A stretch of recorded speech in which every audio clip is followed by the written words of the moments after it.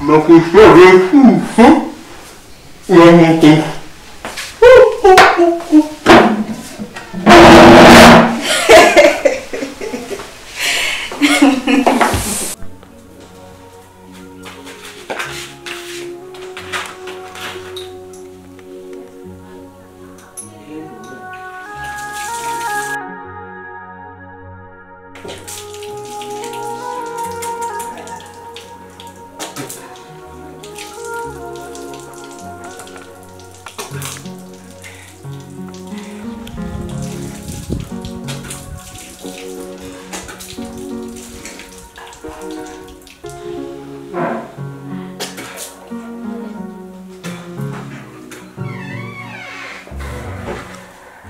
ariko se mama Christian wa muhungu ari hehe ko mbara atari kuza ku meza Professor se yewe murakoze muraza narinde kubiseka ngenyene Professor tanye umwaka nabi aje hano nari maze kwarura ibiryo ngiye kureba usenda abagiye kunyi barabiriye byamutwitse ubusinzi n'ahantu yashyikiye asotse n'igisambo nyine nkuko yakoze ndanini byamutwitse inkanka yose ubu ngubu reka dasize ibyo ndumva bincekeje banzura urenge kumureba ndikumva bishekeje reka nje kureba ugiye kumureba se uko ameze ikaye yewe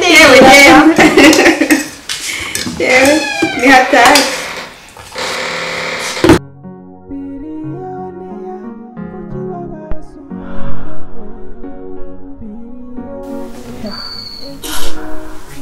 ubiyo wirebye ubona uri umugabo hano muri uru rugo none se mpindutse umunsi umwe rega jya umenya ko nta kindi dupfana njye nawe ni amafaranga rega iyo umuntu ari umugore n'umugabo baba barabaye umwe ntabwo njye ndi umugore wawe ariko buriya ubimenyere birasaba iki se nzongere ntere ivi kugira ngo wemere ko ndi umugabo se ese rega ndabona uba wifunze ukagira ngo nibura ni nayo mafaranga ufite njyewe ubu bugofero ububoze ntukajye bunzana imbere rugombonye bahungu mwe ubonye rukishe ubonye aho ngaho ubu ngezwaho nzajya nkurwamo ingofero ukayijugunya use uriya mwambaro ntubumbere nakubwira ngo nta kindi kimpuje nawe ni amafaranga nkaguha ibyo ushaka niba ntayo rero ndakureba nkakubona nk'ikijerekani kirimo ubusa imbere yanjye ariko amafaranga azaboneka nifitiye icyizere kandi nawe ukingirire cyakoze ndabona agashumeri kakwishe pe ndabona kakwishe siko waye mayibobo neza neza se waretse nkakwera pasi ya Semuhungu naho ngejeje mu mikino reka ngoye pasi ya Semuhungu reba ukuntu abana bari kwirirwa bakora amafaranga reke kumushabiriye hano gutyo gusa jyewe nzapfa ruzungu ariko ruzungu koko ufite iki se kizatuma upfa ruzungu ntabwo najya kwandura ngo mfate ibidafatika n'uwarya imbwa yarya inzungu ngerewe ntabwo ndi inzungu yawe burya ngo ntacyo urahitamo izina rigukwiye apfa kuba atari njye ubivuze okay ubuzi rero umwanzuro nafashe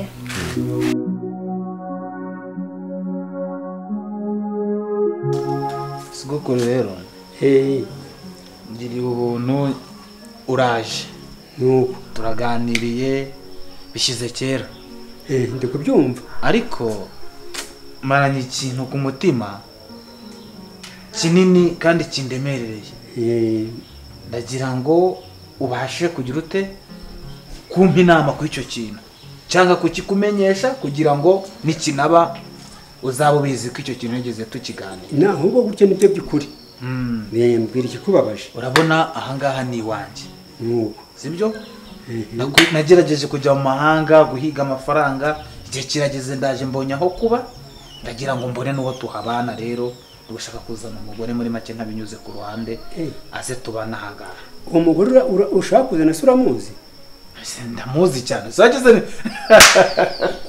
none sogokuru aransekeje kagira inkuru ndamuzi cyane ntabwo ari nk'abandi ba kera babazaniraga babahetse ukajya kubona ngo ba ninjoro uramufite Oya, n'ubu turaziranye twabisubiyeho uzabanze umuzane tumwereke umuryango ni umushima tuzamene kujya kumusaba noneho ndumva ese umuryango niwe bazabana cyangwa azabana nanjye wazatuzana igisambo cyangwa ukatuzana indaya cyangwa umurozi jewe umugore tugiye kubana ndamuzi dusanzwe dukundana yewe urebye na pasiteri abiziho yaba ari ibyo yaguhaye by'ibirozi bigatuma umukunda tutabizi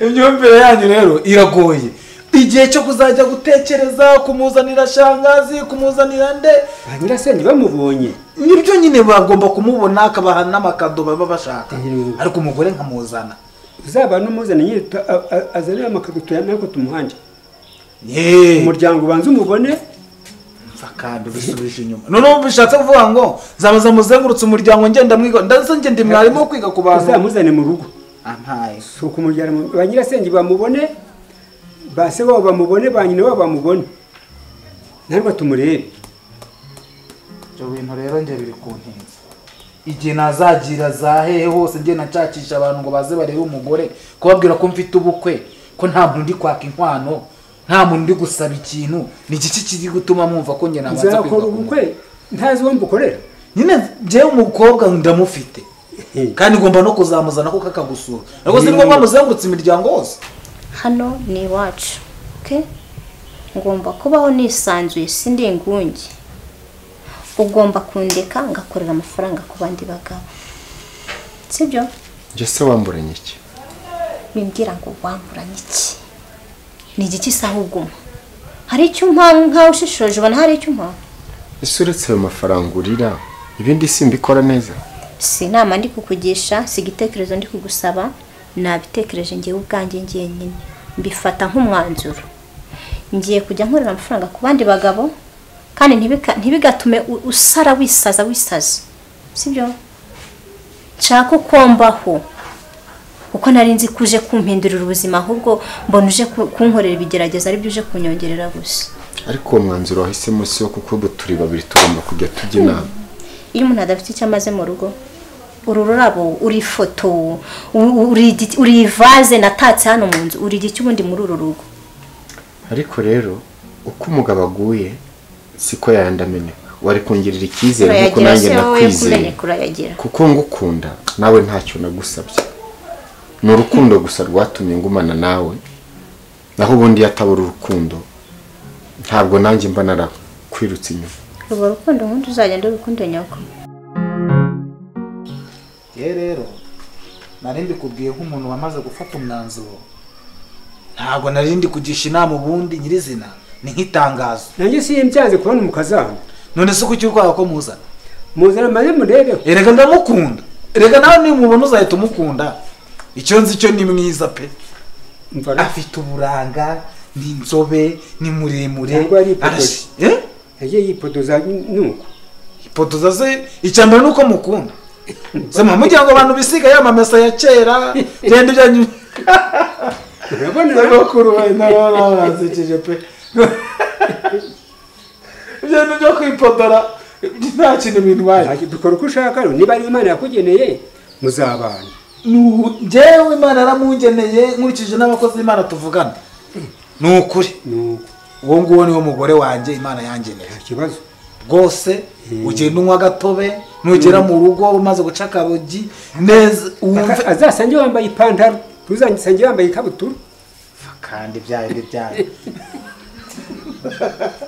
chokoranze none se urugo imyenda nta hantu bihuriye none se ubu ngubu ko mfite iyi nzinganire cyase nyambaye reka majya bamenya ko ari ibi bintu bigezweho bya bipataro simba na se warisubiyeho bya n'ibyasumangiye wunga byagendaga bikubura bya mwana muraseka iki ko mutati byambara niyo mpamvu natwe rero twambara n'ibi ngibi kugira ngo ibintu bigende neza kibazo niba ari Imana yakugeneye uzamuzanye Imana niyo yangeneye nta kigore kizabura kigabo uriya ni umugore wanjye tugomba kubana neza byemewe n'amategeko mukaza mukamwa ku mitobe tugashorera inka mukayitanga ntawe nzayanga sawa nuko bimeze rwose ugenda uzi ngo icyo nicyo nari naguhamagariye nubwo twabanje kuganira utuntu n'utundi, ya miyoboro n'iki byose tukabivugaho, ariko iby'ishyamba nushaka ubu biretse, ejo ntazaza warananiwe, ngiye nzakuzanira umukazana umurebe, gahunda ni ukuzana umugore muri uno mwaka ndetse. Nta kibazo. Sawa sawa. Gahunda niyo ngiyo, urakoze kuba ubishyigikiye. Nta kibazo. Cyo shaka no kuzajya mbona buzuku naye tuzayatwiba dukina. Nibyo aho byo kumbwira ngo mbe ndetse ni ukuvuga ngo gushaka ni byiza pe, kuko ndi gushaka kuzana umugore nanjye nkaba umuntu w'umugabo. Simba namumeze neza nyine, si uko dufite mva siko kubyara ari umugisha. nakoze cyane rwose, niyo gahunda nari ngwamagariye. Aho ibingiye byo kuvugurura inzu yo byararangiye, amarangi narayateye, ibintu byose bimeze neza. Iriya cyamunara nyine aho kuva nagurira ino nzu nisizemo andi mafaranga, niyo mpamvu ndi kwitegura nyine ngo nzane iki umugore. Ntacyo.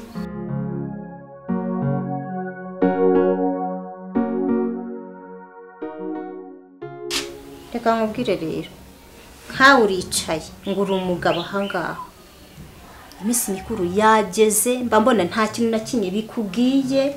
Umva ngewe rero kugira nzasebe umpa uburenganzira nikorera amafaranga yanjye. None si iyo minsi mikuru urashaka kudupfira uri Yesu? Iminsi mikuru mbese ninjye uje kugupfira? Ari ibyishimo waretse tukaba turi kumwe njye nawe. Urabona njye ndi Yesu uje kugupfira? Ariko nicyo kibazo nibaza. Ubu rero reka nkubwire, iminsi y'igisamba ni 40. Urayizi? Oya, iyo nzi ko ari Yesu wayisenze, ntabwo nanzi ko ari ntabwo rero uri Yesu, ntabwo ndi kukubwira ngo nsengere iyo minsi. Iminsi y'igisamba ni 40, 41 finali kabirabaye. Guhera none ubimenyeye gutyo utaza kugira ngo ndi kukwinginga. Mfitanye gahunda n'umugabo, kandi n'ubu wabona ageze hano. Simbona usamara, simbona ujagarara, simbona uyagara. Umusaza wawe se? Harya wowe waje umusaza wanjye? Wewe waje hano umusaza wanjye? Umunyezamu uzajya ducungira umutekano. Ahubwo niwe kuri kuba zamu. Urabona agasuzugura bafite hano kabuze. Haramara igihe kingana iki? Simbona uyagara. Twumvikane njye nawe, ntabwo uri bumuhe igihe hano ntumugenera. Mu gikoni aho kugira bize kukubangamira cyangwa njye wumbangamira, uhaguruka ujye mu gikoni ujye guteka ibyo nahashye nakoreye. Urumva haza kubona umbangamira usamara imbere yanjye. Ndumva ejo uzanambira ngo mese amashuka mwaraye. Ahubwo hano ndakureba nkabona uri nka kadogo hano mu rugo. Warubizi? Sinze kubona uyagara nsebye. Reka nshaka kubaho kuko we kwibeshaho byarakunaniye. Bijya bavuga ngo umuntu yirukana umugore unyakuburira akazana n'uhanye. Wewe warushobotse? Wewe warushobotse? Rugo mbonye ndarubonye. Nibeshye kera nzi kuri yari we mubi, ahubwo naje gusanga nikururiye amakara. Reka nkureke ntakubuza na umva mu gikoni.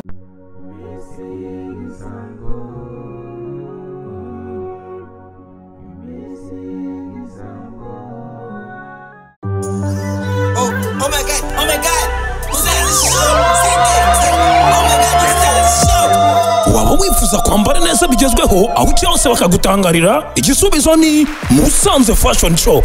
Muri Musanze Fashion Shop uhasanga amashati meza utasanga handi, amashati y'abagore, amashati y'abagabo, bikini, amatop, jogging, jumper ndetse n'izindi zigiye zitandukanye. Sibyo gusa kandi kuko muri Musanze Fashion Shop wahasanga amapantaro meza y'abagabo, amapantaro y'abagore, amavest, costume z'abagabo, costume z'abagore, t-shirt z'ubwoko bwose zigezweho utasanga handi, imipira myiza cyane y'imbeho ndetse n'amakoti meza cyane agiye atandukanye. Musanze Shop urayisanga mu wa Kamembe mu nyubako ya Omega kuri floor ya mbere ku muryango wa 20. Ku bindi bisobanuro hamagara kuri 078 56 74 160. Murakaza neza muri Musanze Shop, uwambaye neza agaragara neza. Musanze Fashion Shop, igisubizo ku basirimu. We're gonna vibe in the morning.